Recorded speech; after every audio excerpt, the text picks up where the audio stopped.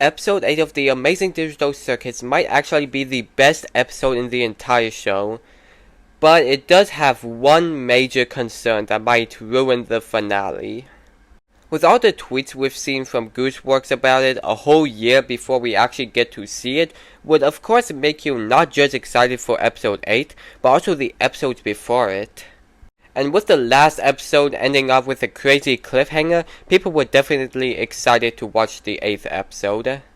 But somehow, this episode didn't just meet these expectations, it completely blew past them.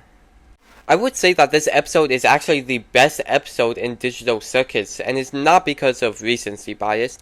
The animation is on another level, the voice acting is incredible, and the amount of lore and character development that we got is really good.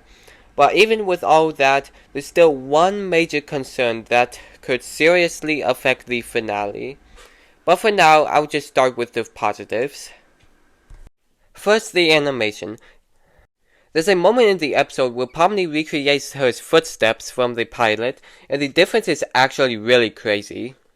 The pilot came out over 2 years ago, and yet you can feel how much the animation has improved since then.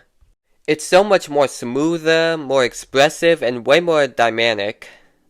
And it's not just that. Kane's glitching throughout the episode looks incredible. It's chaotic, unsettling, and honestly some of the best visual work the show has done so far.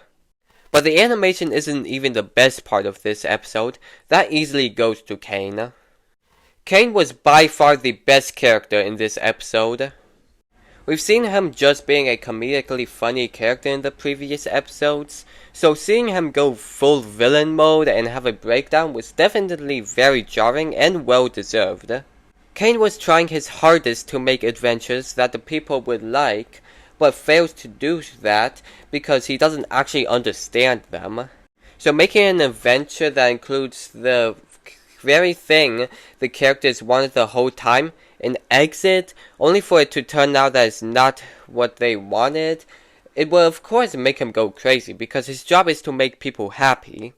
But he just cannot do that because he doesn't understand humans. I love this development of Kane because it turns him to just a chaotic and comedic character into something much more tragic.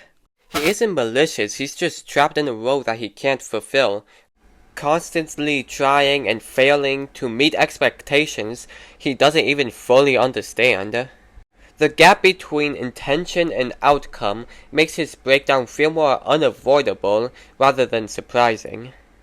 But Kane isn't the only character that gets development. We finally got answers about Kinga some fans have been theorizing about for a long time, and the fact that it actually got confirmed here is really satisfying. On top of that, this episode is packed with lore. Within the first few minutes alone, we got major reveals and the introduction of characters that were teased in earlier episodes. It's a lot to take in, but in a good way. So yeah, this episode does a lot of things right. But it's not perfect. There are a few problems here, and one big concern going into the final. First, the pacing at the beginning. The episode opens with Kane's origin, which was really well done, but it goes on for a bit too long. We spend a lot of time there, while characters people have been waiting to see barely get any screen time. This is especially noticeable with characters like Queenie. These are characters that were teased and hyped up, but when they finally appear, we don't really get much of them. It makes their inclusion feel a bit underwhelming and kind of useless. Here's another big issue. In episode 7, it was revealed that Kane might have the ability to control the characters' minds.